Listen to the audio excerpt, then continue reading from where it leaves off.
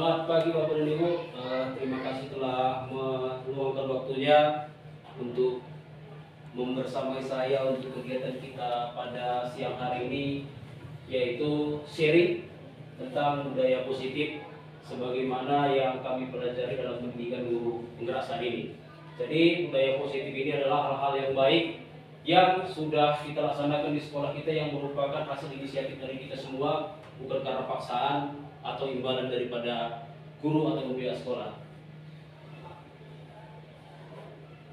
Ini hanya arahannya saja supaya apa yang kita harapkan di dalam kegiatan ini dapat berjalan dengan baik. Kemudian adapun yang kegiatan kita yang kita agendakan yaitu pembukaan, kemudian pemahaman inti daripada materi, selanjutnya eksplorasi konsep, dan terakhir nanti refleksi. Sebagai pertanyaan pemantik, di sini apakah kita setuju atau tidak setuju hal-hal yang sudah terbiasa kita laksanakan di sekolah? Yang pertama, hukuman dapat mendisiplinkan anak. Kira-kira apa kita setuju dengan ini Bapak Ibu? Setuju ya. Oke. Kemudian yang kedua, pemberian hukuman dengan hal positif seperti membaca atau membersihkan halaman sekolah dapat meningkatkan disiplin anak. Kita setuju juga?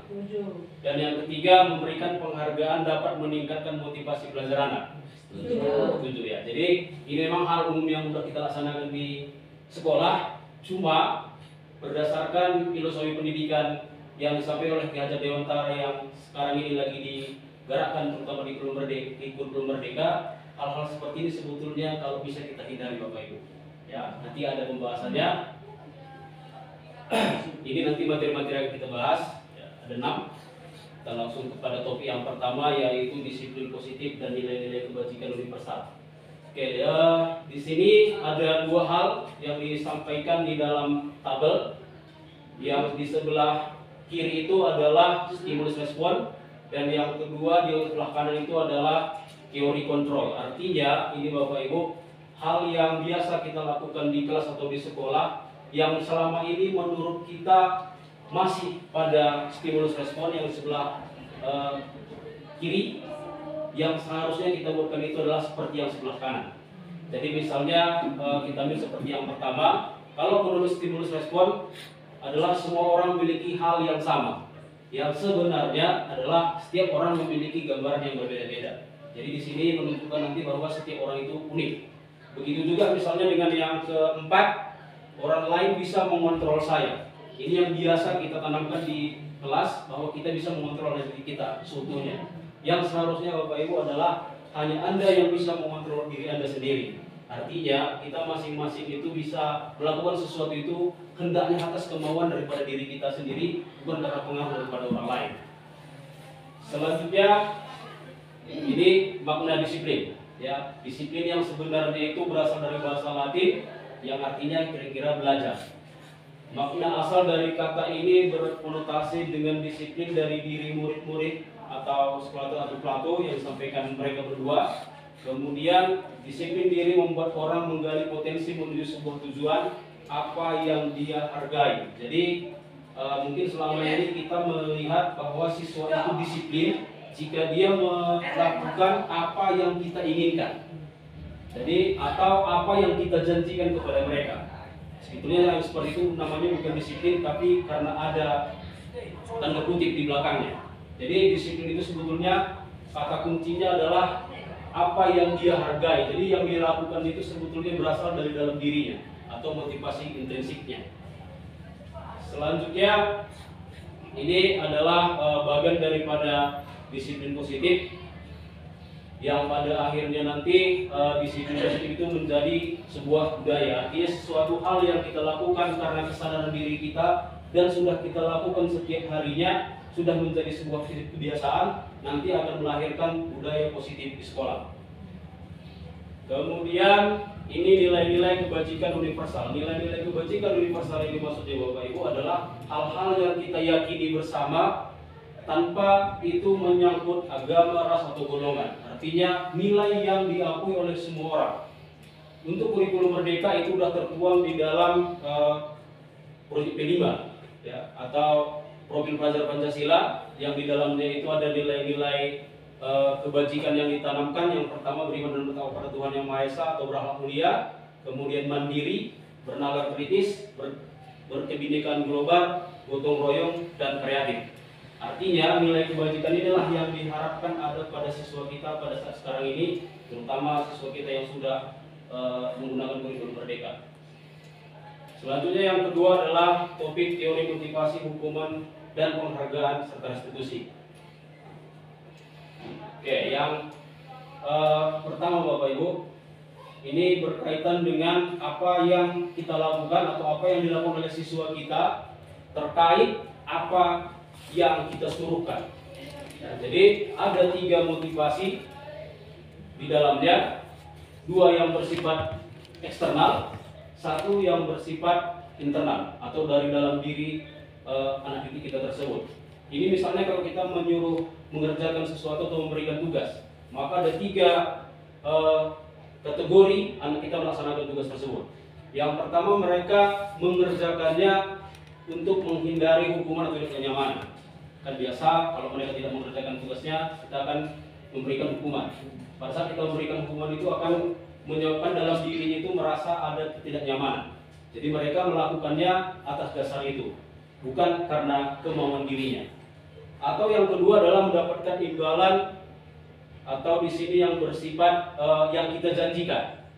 Itu juga motivasi eksternal. Ini sebagai contoh misalnya, silakan dikerjakan ini, siapa nanti duluan siap akan ada Bapak kasih sesuatu. Jadi dia mengerjakan sesuatu itu karena ada imbalan yang kita sampaikan tadi. Yang seharusnya ada pada diri kita, pada diri siswa kita adalah yang ketiga, yaitu dia melakukan sesuatu itu untuk menghargai dirinya sendiri. Atau dalam kata lain, saya akan menjadi orang yang seperti apa bila saya melakukannya. Artinya inilah motivasi intrinsik tadi. Dia melakukan sesuatu karena dirinya. Jadi diharapkan siswa kita dalam melakukan sesuatu di kelas atau di sekolah ini adalah yang motivasi yang nomor 3 ini Bapak Ibu. Selanjutnya ini penghargaan. Ini tadi yang berkaitan dengan kedua, sesuatu yang dilakukan oleh siswa kita karena ada iming-iming. Ternyata penghargaan juga adalah hampir sama dengan hukuman. Kenapa? Di sini dia penghargaan itu sebetulnya tidak efektif. Pertama, hanya jika Anda melakukan hal ini, maka Anda akan mendapatkan penghargaan yang diinginkan. Bagaimana kalau tidak? Maka akan terjadi depresi dalam diri Anda tersebut. Saya tidak mendapatkan itu, maka akan ada hal yang tidak nyaman dalam dirinya. Ini hampir sama dengan kita memberikan hukuman tadi.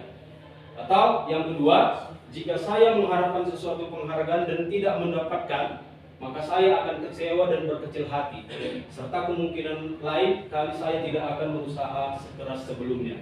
Artinya ini jika dia melakukan sesuatu karena mengharapkan penghargaan yang kita janjikan tadi, jika tidak didapatnya, maka timbul kekecewaan di dalam dirinya. Jadi maksudnya kekecewaan itu hampir sama efeknya seperti hukuman tadi. Jadi itu makanya di sini disebutkan bahwa penghargaan tidak efektif. Di beberapa sekolah sudah kami berdiskusi Bapak Ibu, bahwa ada beberapa sekolah yang memang ranking pun tidak disampaikan lagi di rapor. Ya, kenapa? Karena dasarnya ini tadi, ranking itu bagian daripada penghargaan. Ya, kemudian bahkan ada beberapa sekolah, kemarin Pak Denny menyampaikan bahwa di SMA 1 pernah dibuatkan tidak ada lagi pengumuman juara. Karena itu tadi dasarnya, itu bagian daripada penghargaan. Jika ada anak kita tahun ini dapat juara, tahun depan enggak, maka akan ada motivasi dalam dirinya yang berkecil hati atau kemungkinan lain yang menyebabkan minat belajarnya bisa berkurang. Oke, kita lanjutkan. Ini ada beberapa hal yang di sekolah yang kita lakukan. Kira-kira ini apakah dia masuk pada hukuman ataupun konsekuensi. Jadi misalnya mencatat 100 kali itu yang kita suruh, itu berkaitan dengan biasanya hukuman. Jadi di sini sudah saya buatkan saja biar tidak terlalu lama. Ya, jadi dari ke-6 hal yang biasa kita lakukan di sekolah, di situ sebagian besar memang masih berupa hukuman. Ya, ada 2 yang konsekuensi. Ya, ini mengganti kertas teman yang telah dicoret-coret. Jadi artinya siswa kita sebetulnya tahu kalau dia mencoret-coret kertas ujian temannya, maka konsekuensi dia harus mengganti. Atau seperti yang kedua, ada tumpahan air, maka air tersebut konsekuensinya dia harus bersihkan. Sisanya itu masih berupa hukuman yang harus sebetulnya kita hindari di sekolah. Oke, selanjutnya apa rupanya perbedaan hukuman dan konsekuensi? Jadi artinya Bapak Ibu, hukuman itu adalah hal yang secara tiba-tiba. Kalau konsekuensi ini hal yang sebelumnya sudah disepakati bersama. Jadi kalau di dalam hukuman, ya di sini yang pertama disebutkan sesuatu yang biasanya menyakitkan itu harus terjadi. Karena yang biasanya hukuman itu ada yang dihukum, ada yang menghukum. Yang dihukum itu pasti merasa tersakiti.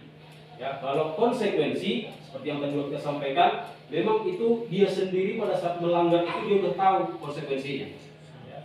Begitu nanti seterusnya, intinya seperti misalkan yang nomor 5, itu biasanya dari hukuman itu konsepnya adalah diri yang buruk. Kita pasti menghakimi di situ, baru memberikan hukuman. Yang seharusnya adalah bahwa setiap yang dilakukan anak itu katanya ada dasarnya. Jadi sebelum menghukum kita harus mencari dulu dasar kenapa dia melakukan hal tersebut. Dan berikutnya ini restitusi. Proses restitusi adalah proses menciptakan kondisi bagi murid untuk memperbaiki kesalahan mereka sehingga mereka bisa kembali kepada kelompok mereka dengan karakter yang lebih kuat. Jadi restitusi ini maksudnya Bapak Ibu bagaimana cara kita menangani masalah-masalah yang dihadapi oleh siswa tanpa kalau bisa tidak hukuman. Oke, ciri-ciri yang dimaksud dengan restitusi adalah yang pertama bukan untuk menebus kesalahan, namun untuk belajar dari kesalahan. Ya, ini hasil dari diskusi kita tadi bersama siswa yang melakukan pelanggaran tersebut. Kemudian memperbaiki hubungan, kemudian ada tawaran tapi bukan paksaan. Kalau hukuman biasanya bersifat paksaan. Ya. Begitu seterusnya sampai yang terakhir Bapak Ibu, di situ restitusi mengembalikan murid yang berbuat salah pada kelompoknya. Artinya setelah kita berdiskusi dengan murid tersebut nanti kembali dia ke kelasnya, dia berperasaan itu bukan sebagai orang yang salah, tapi dia bisa memperbaiki kesalahan yang dibuatnya sehingga dia kembali nanti ke kelasnya itu tanpa ada merasa dirinya dikucilkan. Oke, kita lanjut. Ini tentang keyakinan kelas. Jadi banyak pertanyaan kenapa mesti diganti dari kesepakatan kelas menjadi keyakinan kelas. Jadi ini misalnya ada beberapa pertanyaan sebagai pemantiknya, mengapa kita memiliki peraturan harus menggunakan helm bila berkendaraan, atau mengapa kita memiliki peraturan 3M. Ini biasanya pada saat COVID kemarin. Kemudian mengapa kita memiliki peraturan harus datang tepat waktu pada saat mengikuti pelatihan. Untuk mendukung motivasi intrinsik, kembali ke nilai atau keyakinan lebih menggerakkan seseorang dibanding mengikuti serangkaian peraturan. Artinya Bapak Ibu, bahwa kalau kita buatkan kesepakatan kelas atau peraturan kelas, seolah-olah itu adalah hal yang harus dilakukan mereka dan itu bersifat memaksa. Tapi kalau kita buatkan dalam keyakinan, di dalam keyakinan itu adalah hal yang kita lakukan sesuai dengan kemauan diri kita sendiri tanpa ada paksaan, dan itu memang yang kita anggap adalah hal yang baik dan harus kita lakukan. Nanti ada contoh-contohnya. Kemudian ini tahapannya dari sini di cakupan kelas. Di dalam kelas kita buatkan kesepakatan kelas. Kemudian dari kesepakatan kelas kita naikkan menjadi keyakinan kelas. Apabila keyakinan kelas itu bisa dilaksanakan oleh siswa kita, maka akan melahirkan lingkungan yang positif. Artinya lingkungan positif itu hal-hal yang terjadi di dalamnya itu sudah menjadi kebiasaan, hal-hal yang baik. Jika hal baik itu telah dilakukan dalam jangka waktu yang lama menjadi sebuah kebiasaan itu akan menjadi budaya positif. Oke, ini beberapa hal yang berkaitan dengan peraturan kelas tadi yang diganti dengan nilai keyakinan kelas. Ya, jadi kalau peraturan itu biasanya berkaitan dengan apa yang harus dilakukan. Misalnya selalu kembalikan buku ke tempatnya. Jadi itu kita ganti menjadi sebuah nilai keyakinan. Nilai apa di situ yang berkaitan dengan pengembalian buku adalah tanggung jawab. Atau misalnya seperti yang ke nomor 3, hadir di sekolah 15 menit sebelum pembelajaran dimulai. Itu aturan, itu kesepakatan kelas. Kalau kita naikkan menjadi keyakinan kelas, katanya berubah menjadi menghormati orang lain dan berkomitmen. Ya, dengan artinya dengan hadir tepat waktu itu kita menghargai orang lain yang membuatkan jadwal, kita menghargai diri kita, dan kita juga berkomitmen dengan apa yang sudah kita sepakati bersama. Itu aja contoh-contohnya saja. Berikutnya ini adalah kebutuhan dasar manusia. Jadi maksudnya ini Bapak Ibu, kebutuhan dasar manusia ini ada 5 kebutuhan yang memang setiap manusia harus mendapatkannya. Kaitannya ini Bapak Ibu kepada siswa kita. Jadi banyak siswa kita melakukan sebuah kesalahan itu atas dasar kebutuhan dasar manusia yang ingin dipenuhinya. Ya, jadi di situ ada 5. Yang pertama itu adalah bertahan hidup yang di tengah survival. Kemudian yang kedua itu yang adanya mendapatkan rasa kasih sayang. Kemudian ada power, dia pengakuan atas kekuasaannya. Kemudian ada freedom, itu kebebasan. Dan yang kelima adalah kesenangan. Oke, masing-masing itu ada bentuknya. Yang pertama bertahan hidup, makan, makanan, tempat tinggal, dan seterusnya. Ini misalnya kemarin saya praktikkan di kelas, ada siswa yang makan pada saat jam pelajaran. Artinya kalau kita langsung marah saja, maka artinya kita melanggar 5 kebutuhan dasar manusia tersebut. Maka kita tanyakan kepada siswanya, kenapa makan? Pasti dia menjawab, karena saya lapar. Lapar itu bagian daripada kebutuhan dasar. Jadi kita nggak bisa menyalahkan dia makan, cuma kita nanti akan mengarahkan sesuai dengan nilai kebajikan tadi bahwa menghargai orang lain. Dia bisa makan di tempat dan waktu yang sesuai. Ya. Kemudian ada rasa kasih sayang. Banyak siswa kita melakukan sebuah kesalahan itu karena memang kurang kasih sayang. Dia ingin mendapatkan kasih sayang dari kita mungkin. Kemudian ada penguasaan. Di sini maksudnya dia ingin menunjukkan bahwa dia berkuasa atas sesuatu. Kemudian ada kebebasan, itu bersifat mandiri atau pilihan untuk mencoba hal-hal yang baru. Ya, dan atau juga ada kesenangan. Yang kelima-limanya itu setiap manusia memang harus memilikinya. Selanjutnya ini adalah posisi kontrol kita sebagai seorang guru. Ada penghukum, pembuat merasa bersalah, posisi sebagai seorang teman, pemantau, dan manajer. Itu berurutan tingkatnya. Jadi yang paling rendah itu adalah menghukum. Ya.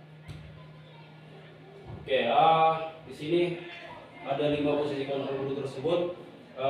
Yang pada intinya semua ini adalah tahapan. Ya. Tidak mungkin kita dari posisi menghukum langsung menjadi manajer. Jadi intinya kita sesuaikan dengan kondisi yang dialami oleh siswa kita, permasalahan yang dialami oleh siswa kita.